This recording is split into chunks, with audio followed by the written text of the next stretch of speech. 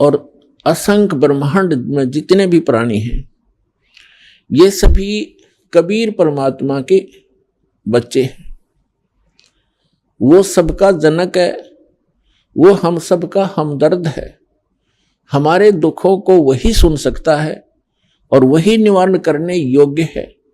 अन्य कोई सक्षम भी नहीं है। हम चाहे किसी के सामने अपनी एप्लीकेशन, अपनी अरदास लगाए बैठे रहें, जो काम मुख्यमंत्री सत्र का हो और हम अरदास लगाते हैं पटवारी के सामने, तो हमारे जैसा मूर्ख नहीं, जो सारी उम्र लगाए बैठे रहे वहां दरखास्त, वो कुछ नहीं कर पाएगा।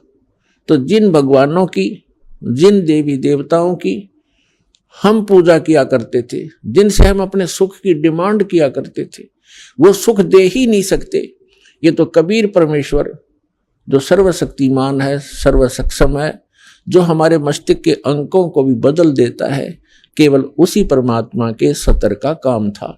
हमारे को आज तक उस परमात्मा का ही ज्ञान नहीं हुआ कि वो परमात्मा कौन है। आत्मा जिस दिन से भगवान से बिछड़ी थी और इस काल के साथ यहां आगे थे, उसी दिन को इसको एहसास हो गया था कि मेरे से बहुत बड़ी गलती हुई है और मेरा बहुत बड़ा, एक बहुत ही जो सुख में सथल छूट गया है, जैसे मेरा कुछ खो गया है। इसने हमारे को इस त्रिगुणमयी माया के द्वारा सबको मदहोश कर दिया। सबसे पहले इस काल ने 3 पुत्र उत्पन्न किए दुर्गा के संयोग से। दुर्गा इस काल भगवान की पत्नी है, हम जिसके लोक में रह रहे हैं। 21 ब्रह्मांड का ये प्रभु है, स्वामी है, ये इतना गॉड और रब है।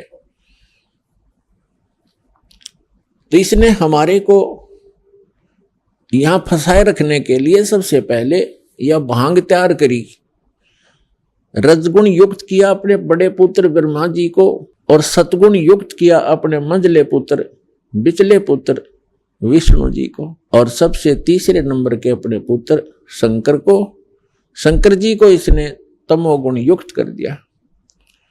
अब ना इन ब्रह्मा विष्णु महेश के बस की बात है। जैसे मिर्च है, अब मिर्च बना दी, अब मिर्च का क्या दोष है, उसमें वो गुण ही ऐसा है। तो मिर्च के बस की बात नहीं कि उस मिर्च अपने गुण को स्वयं समाप्त कर सके।